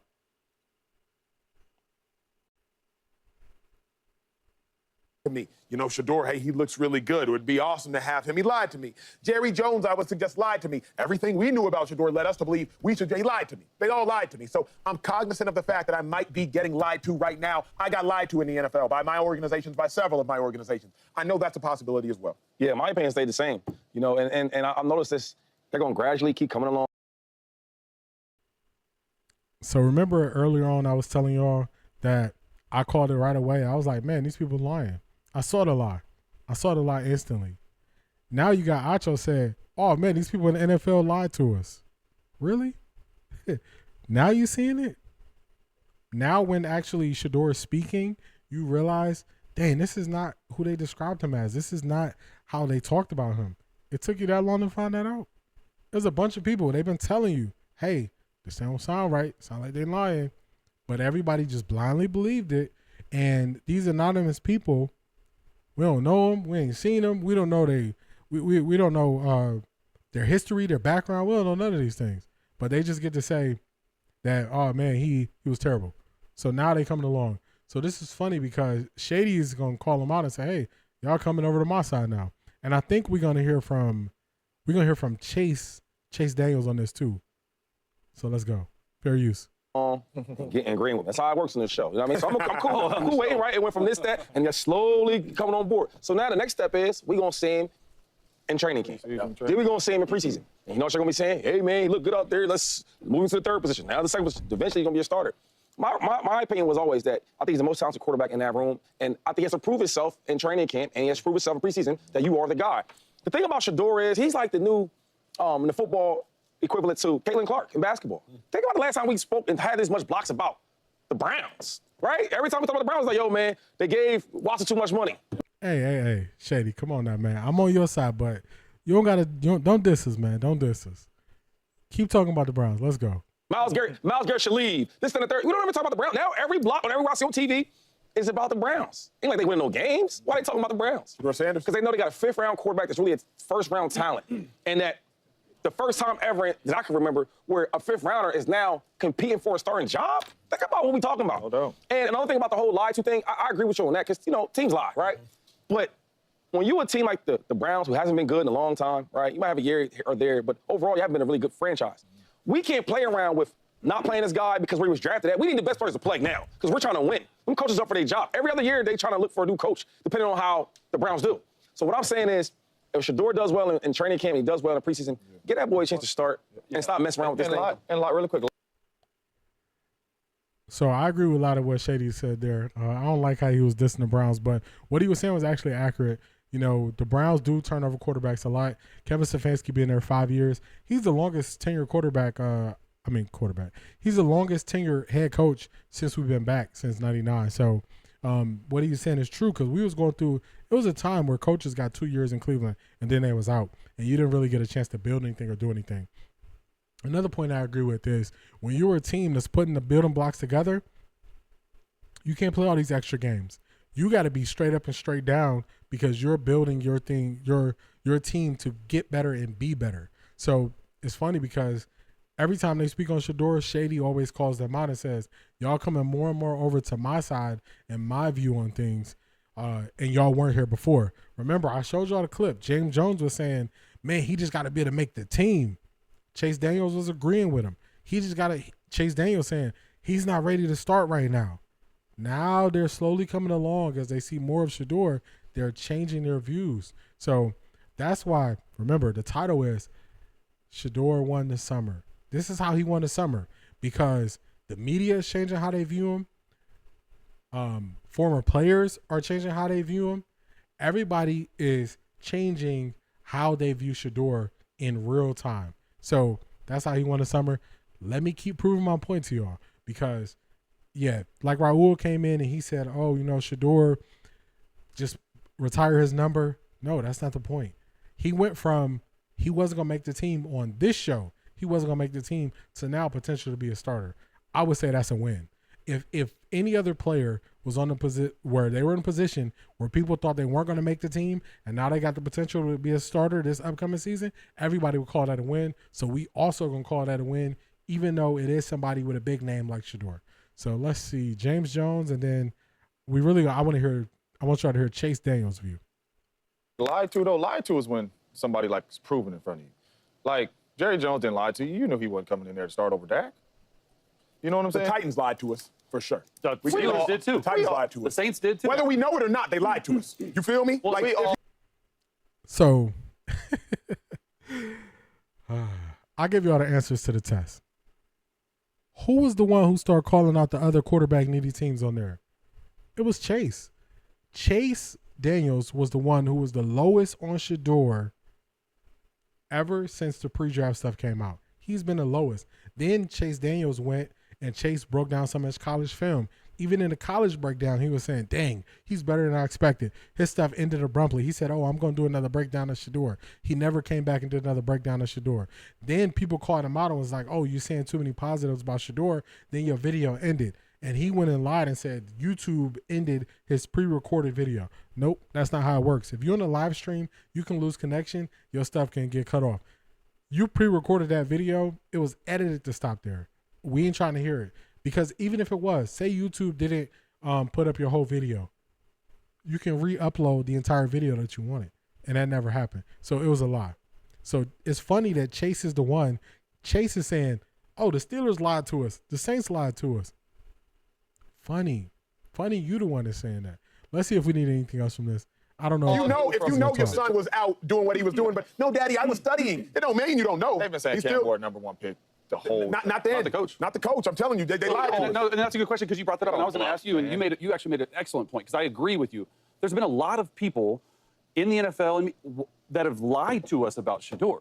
Why do people continue lying to us about Shedeur? Because I could make the case that Kevin Stefanski lied to us about Shedeur. He said it was a 4-man competition.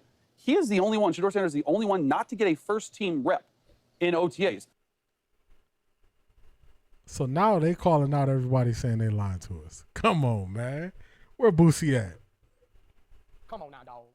Come on, man. I thought this guy wasn't ready to play. If he wasn't ready to play like you said, Chase, a month ago, what do it matter that he ain't getting no first-team reps? These guys, when they don't have a philosophy and they just going with the flow of what they need to say at the time, that is why they can keep getting called out for stuff that they say. That's why Shady always says, y'all just coming closer to what I said a month ago, 2 months ago. And they just coming closer. Now they calling out people talking about people lying to him. Now all these teams lied to him. Kevin Stefanski lied. Not everybody lied to you. Now that you're starting to see more Shedeur. Come on, man. What is it? How did you not see this from the beginning? Or did you not do your work? Were you just taking what everybody else said? Now you asking the question, why is everybody lying about Shedeur? Come on, man. All right, so that's all we need to get from there. So y'all see, I'm building my case. I'm showing you how people went from very low on Shedeur to high on Shedeur. You had Nick Wright go from this is what Shedeur needs. Nobody told Shedeur he didn't know who he was to if Shedeur does this, then he's worth it and he was underdrafted. And then so far, the one thing that he was able to complete at this time, Shedeur has done that. Then you got people like the Rob Parker. Rob Parker was asking who was going to regret not taking him. Now Rob Parker saying, who is he going against? Why are you switching up? Rob Parker, certified hater. We know it. Now you got people with Chase Daniels. Chase Daniels was saying he needs to make the team. James Jones, he needs to make the team. Oh, he's not ready to start right now. Now Chase Daniels is arguing for why he's not getting first-team reps. Don't you find it funny how everybody is changing how they viewing things? They just coming to the side that they should have been on from the beginning if they would have did any type of work. That's why Shedeur won the summer and is winning the summer. Let's get to it. I got more for y'all. I got more. Let's get rid of that. We don't need to play that yet. Let's see. This is Uncle Ocho. I'm just going to play a short amount from them. Let me see if I can find the timed up spot. I think it's about here. So that's the main thing when you get out there. You got to be able to produce. Ocho. See, I love this response. See, now you got me questioning whether or not he was unprepared when he came to those meetings. I think y'all tried to salt that man up. Because I've only heard.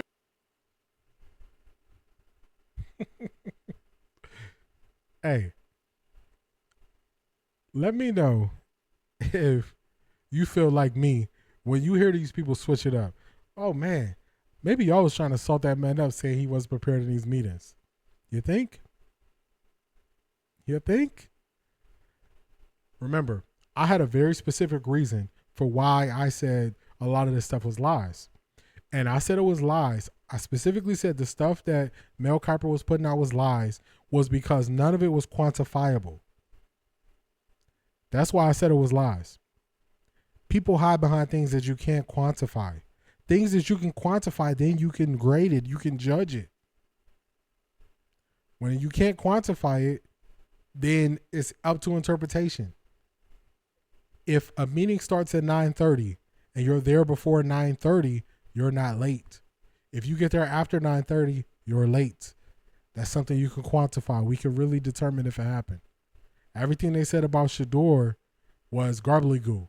None of it made sense. I did extensive breakdowns. Go to my TikTok, you'll see it. I got a whole bunch of clips of how Mel Kiper is saying garbly-goo. None of it's really It ain't even real words. Then he gets frustrated because not frustrated, but he gets to a point where he can't explain it. Even the guy he's on the show with don't understand what he's talking about. And then he's just going to give a movie reference because he really don't know what to say because it didn't make sense. And he was repeating it and he was dropping it. Mel Kiper also, he just branched off and is doing his own thing. So this was the release of his YouTube channel and his show and all this stuff. And he kept hinting at, I know they're going to clip this up. I know they're going to talk about this. The problem was when Mel Kiper was saying that, I was breaking this stuff down in real time on my show. That was when Stephen A. Smith and LeBron got into it. And it just killed any momentum that he had. Mel Kiper would have been the story of this whole draft if the Stephen A. Smith LeBron stuff didn't go down. See, one of the things that I do well is I listen and I have recall. So I can recall back to certain times and I could go through what I was thinking about a situation and bring it to you without even having any notes. That's how I go back to the Mel Kiper stuff. So now Shannon's seeing it. So you see, all I'm doing is making a long list of all the people who are coming to the side that I was on months ago. So let's see. Let's play some more. Fair use. Responses like this, all the press conference. Yeah, when he was in college, he was a little facetious at times, but I never got the inclination that he was unprepared. If the one thing that he was going to be is prepared. His father prepared him. He understands his dad, although he didn't play quarterback, he understood what comes along with playing the quarterback. Right. I love the way he's answered that question. Listen, he's answering the questions perfectly. And the funny thing about it, I got a couple of young bulls out there. I talked to Denzel Ward. I talked to some. But I didn't say the name. But anyway, I didn't talk to some people. He looked different. There's a difference when that young bull is out there spinning that ball. You hear me? Mm-hmm. Difference. I'm talking about football. I ain't talking about no media and all that hoopla and all them. On Twitter they putting up the numbers. Some he with 10 for 12 for 2 touchdowns. I'm talking about when he's at the helm, he looks different. Whether he's going with the first team, second team, or third team, it don't matter. I understand getting drafted in the 5th round. Y'all hear that? Ocho slipped up. He said it was Denzel Ward. So let me ask. This is another question I got for y'all. Are you going to believe Mary Kay? Are you going to believe Tony Grossi? Are you going to believe Spencer German? Are you going to believe Daniel Fousier? Are you going to believe Zach Jackson? Or are you going to believe Denzel Ward on if a quarterback looks good? That's no diss. Remember, this is no diss. But if you had to rank it in who you would believe on how we can determine if this guy is a good quarterback, how would you rank it? Would you say, I'm going to rank Denzel Ward as the top person who I believe the most? And then you might say Daniel, or you might say Zach Jackson. Then you might say Daniel Owusie is second. Then you might, wherever you put, Tony Grossi, Mary Kay, Chop, Spencer German, UCSS. You put all those guys in there. But who you going to put first? Ocho slipped up and said it, that it came from Denzel Ward because he's been talking to him. And they saying he looked different. So, remember, I give you the answers to the test. If I ever tell you a title, I got receipts on receipts on receipts to prove what I'm saying in the title. A lot of people, they just looking at the stats. A lot of people, they just, looking at certain things. My breakdowns are a little bit different. I'm usually taking a different approach to my breakdowns. I'm showing you how people are switching up. And then everybody coming to the side they could have been on from the beginning. Let's see if there's anything else we want to hear from Ocho.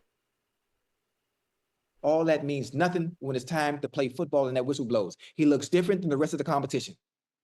That's what I heard. And I'm talking from not Brother Ward. I'm just talking about from sources that's in that room, that's on that field, that's playing the sport. Man, come on, man. I tell you. This is something that I can relate to. Yeah. You can't relate to this. You're a second-round draft pick, so you probably, at worst-case scenario, you run with the twos as soon as you step foot in the camp. But it's somebody that was a 7th-round draft pick and that was with the 3rd, 4th, 5th team, the last guy to get a rep. Some days, Ocho, I get 1 rep. What? I get 1 rep. That's all I got. Serious? That's it. Oh, boy, I would cut up. Well, you got me, man, shit. I just remember having a conversation with my brother. My brother would tell me, say, man, how it going? I said, man, I got like 1 rep. I got like 2 reps. I ain't even get in today. Damn. He said, don't worry about that. He said, one day John Elway gonna call on you. Yes, sir. Just make sure when he call on you, you answer. Mm-hmm.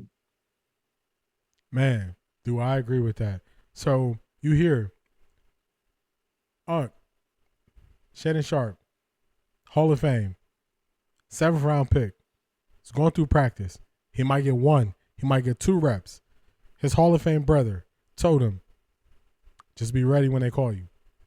Everybody that wants to knock Shedeur and say he's not going against this level competition, he's not going against this person, is he answering the call when they call his number?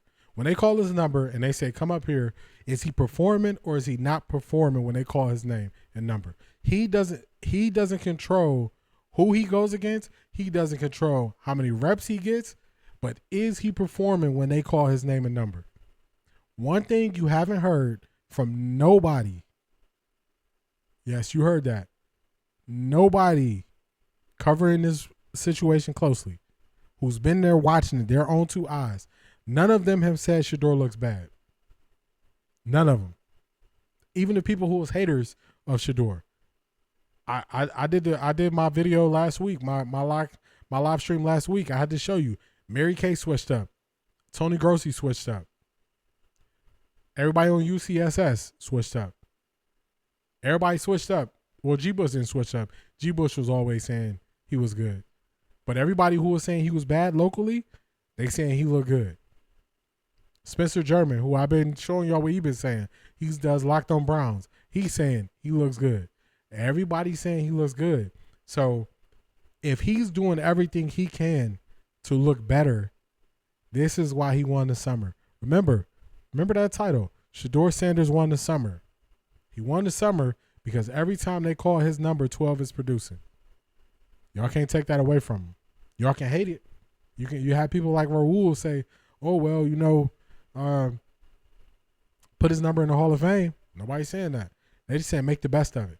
And the reason why it's important that he's making the best of it when they call his number, because what is the other side of that? If he was not making the best of it when they call his number, everybody will be talking about it. It will be the main story on every show. The same way everybody. So look at it. Fox Sports, every show they talk about him. Every show they have, they talk about him. I broke down all the Fox Sports 1 shows. They all talk about him. Look at all the shows on ESPN. First Take, ESPN News, NFL on ESPN.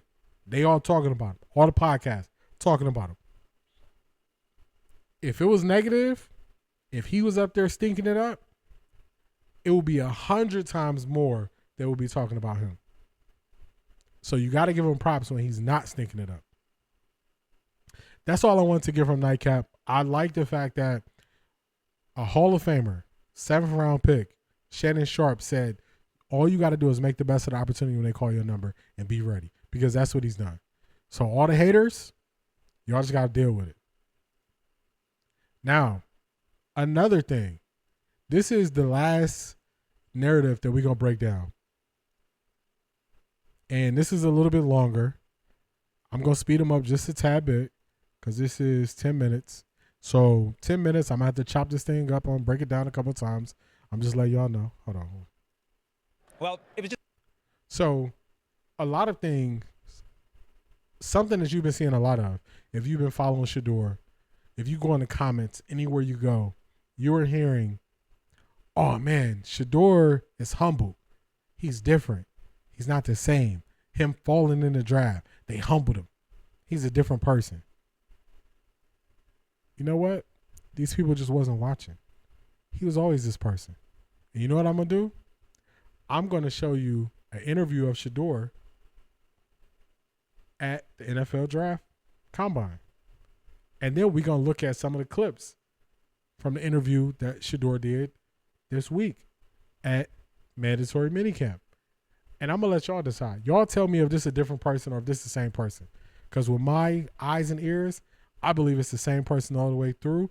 I just think that y'all didn't do the work to understand him. Y'all didn't watch, which is lazy because they put out so much content. He was all over YouTube. Bucky Well-Off Media was following him so closely. Every time Shedeur spoke, they changed all their games to Fox, and you can see when he was doing his post-game interviews and stuff. So people just missed it. They missed what was right in front of them. But we gonna now look and see, is this the same or a different person? Let's go. I got him on 1.25. It's gonna sound a little fast, and it's 10 minutes, so I gotta break it down. I gotta chop it up for fair use purposes, I got to get my insight. So let's go. Let's get it. Just about 3 weeks ago, that this guy's dad was sitting in that chair at this desk, not in Indy, but in New Orleans. Shedeur Sanders with us now in the flesh. Shedeur, welcome. How you doing? Doing great. Great to see you. Great to spend a little time. How you feeling a couple months removed from entering the NFL and finding out what your first team's going to be? I would say it's a day-by-day process. My most important thing right now is just getting better every day, getting stronger, getting in more shape. So that's the only thing I'm focused on right now, and I'm just ready to get to the team. Really. Take me to childhood, right? Yeah. Right. When I heard that you were coming up the ranks, I was like, man, well, he must be fast. I can't wait to see him. No, I got my speed from my mom. Your dad said the same thing. He said the same thing. Those mama's jeans right there. That's what Mom said. It is. But off of that, when did you realize you were like a gifted thrower that can like, oh, damn, I got a little more pep on the ball than the normal kid in the neighborhood? Yeah, so from the beginning, the reason why I was a quarterback because I was a great leader. And I could relate to different people by just being in overall different situations. So getting the best of both worlds in life. So my dad had us grow up, privileged a little bit all up until one point. Then he moved us to the inner city. So then that's what got us that dog mentality. That's what got us like, it's do or die. You got to make it out. Damn. So that's how. So he threw us right into the fire, So then from then on, that's how we able to relate, be able to talk to different people, be able to relate to all these different type of people. And then from then on, it was just always a leader aspect. Was there did you have catches? All right, so y'all hear that. That's one of the things that everybody go to. People always want to compare athleticism to him and his dad. What people got to realize is his dad is 1-1. I don't know if we're going to ever see another athlete that's like Coach Prime. I don't think we're going to see it. Find me the athlete who can play an NFL game and jump in a helicopter and then go play in a Major League Baseball game. We're not going to see it. So that's the lazy thing to do. When you really haven't looked into him, is to try to compare his athleticism to his dad, which find me any athlete that compares to his dad. Don't worry, I'll wait. So people can't find it. So that's a lazy take, but let's keep going. In the backyard though with dad, because dad can throw it pretty good for a corner. I've seen him throw it a little bit, but not anymore. Not anymore. Yeah, dad won't catch my footballs anymore. He doesn't want any part of that. Nah, he gets too nervous sometimes, or he puts on gloves, and he has baseball gloves at home right now. But you in the backyard, and then he see you throw, and then did he start to say like, hey, did he ever coach you up on a little bit like mechanics growing up? No, the thing is, and that's why I'm able to relate to a lot of the youth and young quarterbacks, is because I didn't grow up being able to throw the football as well as I can now. Yeah. It took years of work. So that's all I know. Is the work to get the result I want to get. Right. Having your dad as your head coach for your entire career in college, offensive coordinator in high school, was he harder on you than the other kids on the team? Yeah, of course, because I represent him, so he knows going into any situation that the other team feels like they're playing against him. And the only way how they beat him is by beating me. So he understood the standards, the expectations, and I represented him as an individual and him as a person. So I'm a product of what he has created. So that's why he always hold me to the utmost standards. So playing for any other coach or everything else, they'll get nothing but the best version of me, because I'm not just playing for myself, I'm playing for the name on my back. So they're going through the questions. These are the media narratives that were being spewed leading into the draft. Now, I don't know if everybody watched me, if you ever played any sports. So if you ever played any sports, the next question is, have you ever been coached by your dad playing sports? I have. I played football growing up, and my dad would always, wherever we played at, he would join the coaching staff. You know who was the hardest on me out of everybody? My dad. And this is one thing that everybody misses. When your father is the coach, they got two options. And y'all know this. They either going to push you and make you the starting quarterback and push you there to get all the shine before you're ready for it, or they're going to push you the hardest on the team. So it's going to be other people make mistakes, and they're going to blame you. It's going to be other people do something, they're going to make you run. Y'all remember, what's the penalty they used to give you when you play football? They make you roll. Somebody jump on sides. We used to have this hill. They make you roll the hill. Man, it's just rolling the hill in your pads. It make your stomach hurt. You want to throw up, everything. So when everybody was saying that pre-draft, oh, you only been coached by your dad. I'm like, do y'all not realize how hard a father coaches his son. Because remember, I told you, they got two ways they can go. I've been in that spot. Do you know how many times I had to run sprints when somebody jumped off sides and it wasn't me? And my dad would use me as an example. And the reason why they use their child as the example is because it sets a tone to the rest of the team. If my son doesn't get any special treatment, there's no way y'all gonna get any special treatment. So any person who's been in that dynamic before, they knows that's what happens. So when the media started to make that a narrative, I dismissed it because I was just like, if anybody's been in that situation, they would know this means nothing. But a lot of people in the media haven't played any sport. So I'm not saying you got to play that sport in the NFL to cover the NFL. That's not what I'm saying. But if you've been in any of these environments, you know how it goes. You know how your dad is going to be the hardest one on you, just like I said. And he knows it's an additional target on his back because of who his dad is. Y'all saw that Colorado where people were, kind of taunting Coach Prime sometimes because they wanted to, say, oh, we beat Coach Prime in Colorado.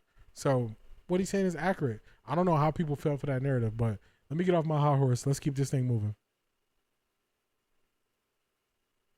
I'm incredibly impressed by your ability to handle the spotlight. I mean, I know your brother Deion Jr.'s over here. I mean, everybody knows who you guys are. Yeah. You've been like, how do you kind of deal with the pressure of being primetime son and this big, awesome quarterback with awesome diamonds around his neck and all that? Nah, it was cameras on it since I came out the womb. Yeah. So cameras don't really faze me. Anything doesn't really faze me. That's why I play my game how I play. If you one way, you gotta be the same way all the way across the board. So if internal, you got the D tackle breaking through that line of scrimmage, I ain't gonna flinch. No, you don't flinch. I love that about you, man. So that's why everything in life relates to each other. So it's like you never feel pressure, you never feel anything. One way to get away from cameras is to go fish, and Dad told us how much he loves to fish. Travis told us yesterday he's a better fisherman than your dad. Yeah. Do you fish, and are you better than Dad? I'm done with fishing. Wow. We grew up.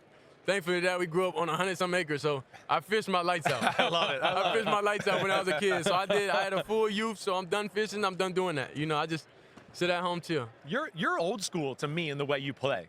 Come on now. Yeah, you are. Like, I mean, you stand in the pocket, you want to make throws, you don't give a damn if you're about to get hit. Growing up, who do you model your game after? Who did you watch? Tom Brady. Yeah? Yeah. I'm able to see what he has done and mentally how he was able to beat people with the mind. So it's physically. That's why he was able to play to the year he was able to play. Right. So that's why I inherit those type of abilities, and I see what he's doing. Okay, I add this to the game, and that's why I know I'm not at my best product yet. I'm nowhere near where I need to be and where I want to be and where I desire to be, because there's certain things going into the offseason you have to work on, you have to grow at, you have to be able to indulge in one step at a time. Other than your dad, who's been advising you? Does this sound like a cocky, brash, arrogant guy that they described him as? Does this sound like somebody who would show up to something unprepared? Does this sound like a person who is not ready to be in this moment? Y'all be the judge. I have my answer. You see my answer on the screen. Y'all be the judge. Does it match? Do all the things that we heard about the Shedeur pre and post draft, does it match when you hear him? Now, this is pre-draft. So now, this is the last interview that he recently did with the Browns. I'm going to put it on 1.25. Let's get this quality better. The downside to the Brown stuff is it's kind of hard to hear the questions. If the question is important enough, I'll slow it down. But I know most people watching this, you've probably seen this already. So this is more of an effect. This is 12 minutes and 40 seconds. We're not going to watch the whole thing, but we're going to watch a couple minutes of it. And then we're going to hit y'all with that question that I said before the interview started. Let's go. Fair use. What's going on? How you doing? How have you helping you play so far with the season? How I feel like I played. I know every day there's room for improvement in a lot of different areas in my game. So I never feel, I would say, full. I would say I'm always hungry. And there's a lot of aspects in football that you could get better at. It's weight room. It's knowing the plays. It's physically, it's throwing different. You can always get precise on more things. So I feel like I put in my day's work, but I know I'm far from where I want to be. How many talked about? So when you first walked in the door right before rookie minicamp there, to where you are now, where do you think you have grown the most? I would say spiritually. That's why I say I've grown the most after draft. You know, getting closer to God and definitely talking to him consistently, having a real relationship with him. That's why I say I've grown the most at. Just the conversations with Joe, with Kenny, even with Dylan, just how valuable are those for you, and how much do you just are you able to just learn from just talking through things, whether it's a play or any part of the this job? It's real fun having those guys in the room though, because we all are quarterbacks. We all feel similar ways, but nobody always talks about it. So Joe's the old guy in the room, so I joke with Joe all the time. Every day I see him. And Kenny, he had his experiences throughout his career overall, so then we just share a lot of the same things. And Dylan, of course, we're the same age group, Those guys are older. So me and Dylan, we're the same age group, so we just talk about experiences, just in college and everything so far. Shedeur, what kind of jokes do you crack with Joe? It seems like you got him. All right, so we going through this. Now, I showed y'all that pre-draft interview intentionally. Do you see a difference? This is a real question. Do y'all see a difference in anything, the way he's speaking, his answers? Do you see a difference?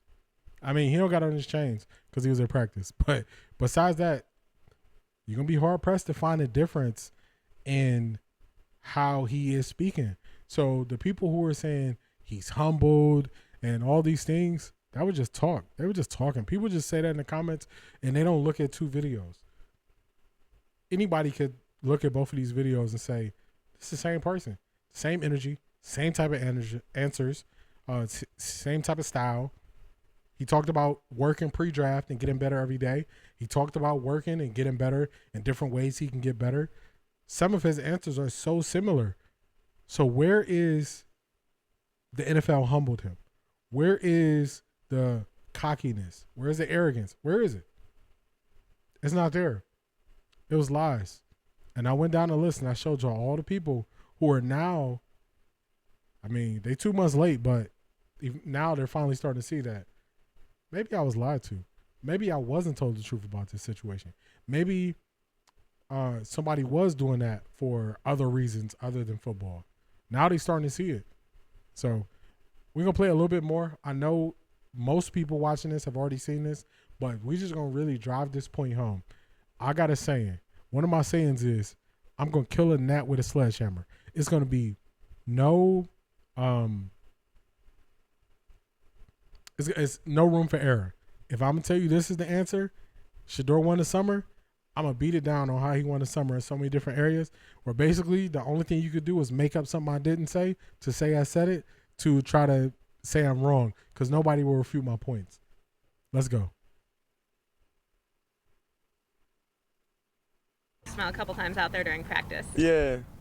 I mean, I can't tell them all my jokes now. I can't tell you all my jokes, but like whenever you see them or they mic'd up or anything like that, all that stuff is real. That's real questions, but I don't know, because it be a spur in the moment, and then like after that, then okay, it's time to lock back in. Like our minds are always consistently and constantly moving, so I honestly don't even remember what we talked about on the field, honestly. And on that note of locking in, it seemed like right as y'all were going over to the sideline for film review, Joe was giving you some pretty detailed advice on something. What was he walking you through? Do you remember? Just how to get through the reads quicker and those type of things. And I asked him, I was like, hey, like, let me know what you think, like what I need to do. So it's like he's seen it, he played it, and like he's a pro, So it's like I'll be dumb, I'll be a fool to not get insight for somebody that had success over all the years that he had. Hey, Shedeur, All right, so y'all see it there. I would say, to summarize this thing, all the narratives that we saw pre and post draft have been already put to bed. Kevin Stefanski was putting them to bed earlier by saying the more y'all get to know Shedeur, y'all gonna like him. He comes in early, he stays late, he's throwing after practice. All of the he's entitled and all these things is not showing. He's talked about, he asks Joe Flacco every day, is there anything you need? Making sure he understands the hierarchy in the room. He also asks Joe to critique what he's doing. What is he seeing so he can help him get better? The other players are gravitating towards him. The Browns put out something of him talking to Njoku and him telling Njoku, yeah, man, you can't be crashing out all the time. And Njoku like, you're right. That's the vet talking to the rookie like that. So all these narratives that they put out, we haven't even made it to August. We at the summer break, and all of them been put to bed. So I made some broad claims that guys would get hired and fired based on how they handle drafting or not drafting Shedeur. So we know that the Giants is on the clock. Jackson Dart got to be the man, or Dayball's out of there. The rookie, who was it? Kellen Moore from New Orleans. He gonna have some time, but it's gonna be all eyes on Tyler Shough. Tyler Shough better be something, because otherwise they're gonna say, "How did you convince us to pick him over him?"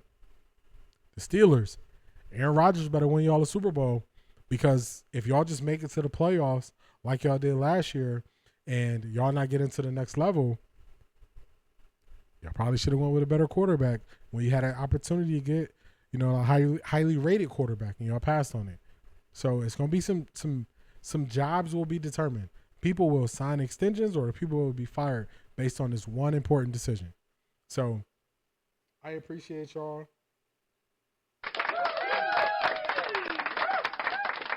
Hopefully y'all like my breakdown of how I put my case together. That is why I believe Shedeur won the summer. And now we're going to get to another segment that I have. Y'all should see it up there. This is Comment Creeping. So Comment Creeping is where I go over kind of some of my most viral videos, and I respond to some of the posts, or I just give you insights to what people are actually saying to me based on what I put on TikTok. So this is like a lighthearted part of the show. So this is the first one. The casual NBA fan doesn't know what they want. They have a toxic relationship with the NBA. One thing is for sure, they don't know ball. All they want is LeBron versus Steph, and they don't know it. I totally agree with that. The context of this is people were, saying that the finals won't be good without like a LeBron, Steph, KD, or some type of narrative and storyline. But AC Slater 87, I agree. I think that's a great take. Let's get to the next one. Unfortunately, this is based on the finals again. Unfortunately, it's boring basketball with no superstars or crazy headlines to follow. My follow-up is, I disagree. The first 3 games have been good. Storylines don't equal good basketball. Remember, Ant-Man is the next Jordan. That didn't make that didn't make OKC versus the Minnesota series any better. And I talked about previously how they were anointing Ant-Man as the next Michael Jordan last year going into this year. And that didn't make the series any better, didn't make the teams any better. OKC still got them out of here. So that's that. We got Mickey Lee. The games have been good. Folks have to come to grips that Stephen, Bron, and KD are at the end of their careers. Totally agree with that. That's another one that's true. These mega stars, what they're doing is, instead of trying to figure out who's going to be the next big stars and anoint them and get behind them and follow them, they are holding on to the past. And to be honest with you, I don't know if LeBron, Steph, or KD will win another championship based on how the NBA is moving. So this is the trivia question. Last week's trivia question was, what quarterback played 10 plus years for one NFL team and went to another team and won the Super Bowl? So all 3 of these guys got it right. The first one is Tom Brady. D. Wilson, 08-04, Matthew Stafford. Phil Knight, 02, got all 3 of them. Peyton, Tom, and Matt. So that was last week's trivia. I think people had a good response to it. They got the answers right. If you were here earlier in the show, we got 2 trivia questions that we put out there. Those questions will be on my TikTok at some point this week. Felix Mollett. I love the old ESPN. That's what I grew up on. When they had reporters instead of personalities. I watch more YouTube than ESPN for sports content. I totally agree with that. I responded. That's exactly when the lines got blurred. They turned reporters into talking heads. That's why we're able to look at people like Stephen A. Smith, who was a reporter, journalist, and we see him at the NBA Finals playing solitaire. That's why you got people like Brian Windhorst who was saying, oh, you need stories, you need drama, you need narratives, and forgetting that this is about basketball. We're at a point where we've been watching these guys who are reporters turn to personalities on ESPN and the Fox Sports ones, and the love of the game isn't there. They're going to work like it's a job. And you have people on YouTube who love the game, and they're watching these games from start to finish. They can recall what happens. They can recall the turning points as momentum is shifting. So I think that that's the difference between old media and new media, where the new media has the love of the game. The old media has seen too many games, and they might not love it the same. This is another one. In 50-50, the so-called journalists are the most guilty because they allow what is essentially just a rumor, which could be a lie, to be put out there. They allow the person giving them information to remain anonymous, but they are happy to report it just so they can get some notoriety. This was a post that I had about protecting anonymous opinions. This is where Mel Kiper falls right into in 50-50's answer. Mel Kiper, when he was talking pre-draft, thought it was going to be the biggest story about Shedeur Sanders and the lies that he was fed and he put out there. And he didn't get the notoriety that he expected. That is it for Comment Creeping. Thank you to everybody. Clap it up for yourselves who stuck through the changes, me switching it up, me not going live on TikTok like I normally go live on TikTok, me going live on YouTube tonight. So this, normally I take the lives down off of X and I try to push people to YouTube. I'm going to keep this live up on X because I wasn't able to get it on TikTok. So if you want to watch the replays of this live, it'll be on X and it's already on YouTube. What I'll do to the YouTube live is I'll make sure I go to that live and I put some timestamps in there for y'all just to break it down. So if there's certain spots you want to jump to. One thing I realize is when I watch long form content and they don't have timestamps, it's kind of agitating because you can't just jump to what you really want to see. So I personally go through that. So I make sure I get those timestamps in because I want to make it easier for people to be able to get to what they want to see in my own content. So that's definitely something I'll take to heart. Shout out to everybody for being here. Shout out to everybody's questions. Let's see what I got for y'all. I got something else for y'all.